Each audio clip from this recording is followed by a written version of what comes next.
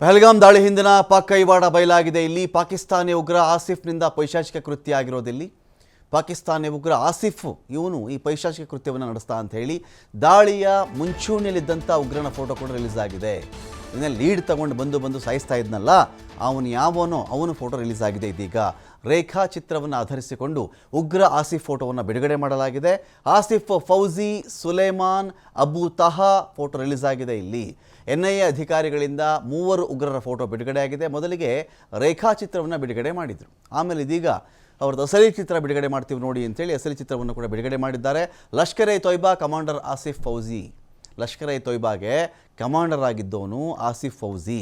1 ತಿಂಗಳಿಂದ ಈ ಉಗ್ರರು ಪಹಲ್ಗಾಮಲ್ಲಿ ಬೀಡುಬಿಟ್ಟಿದ್ರು. 1 ತಿಂಗಳಂದರೆ ನಿಮಗೇನು ಬಿಡಿಸಿ ಹೇಳಬೇಕಾಗಿಲ್ಲ. ಏಪ್ರಿಲ್ ಮೇ ತಿಂಗಳು ಅಂತ ಹೇಳಿದ್ರೆ ಪ್ರವಾಸಿಗರ ಪಾಲಿಗೆ ಒಂಥರ ಆನಂದದ ಸಮಯ ಅದು. ಅವ್ರು ಆರಿಸ್ಕೊಂಡಿದ್ದು ಕೂಡ ಕಾಶ್ಮೀರವನ್ನೇ, ಉಗ್ರರು ಆರಿಸ್ಕೊಂಡಿದ್ದು ಕಾಶ್ಮೀರವನ್ನೇ. ಅವ್ರು ಪ್ರವಾಸಿಗರಲ್ಲಿ ಬಂದಿರೋದು ಕಾಶ್ಮೀರ ಎಂಜಾಯ್ ಮಾಡೋಣ ಅಂಥೇಳಿ, ಉಗ್ರರಿಗಂತೂ ಸ್ವರ್ಗ ಈ ಟೈಮಲ್ಲಿ ಚೆನ್ನಾಗಿ ನಾವು ಬೇಟೆ ಆಡಬಹುದು ಅಂಥೇಳಿ ಬಂದು 26-28 ಜನಗಳನ್ನು ಹೊಡೆದು ಒಂದಷ್ಟು ಜನನ ಗಾಯಗೊಳಿಸಿ ಒಂದಷ್ಟು ಜನಗಳನ್ನು ಮುಗಿಸಿ ಇವರು ನಿರ್ಗಮಿಸಿದ್ದಾರೆ.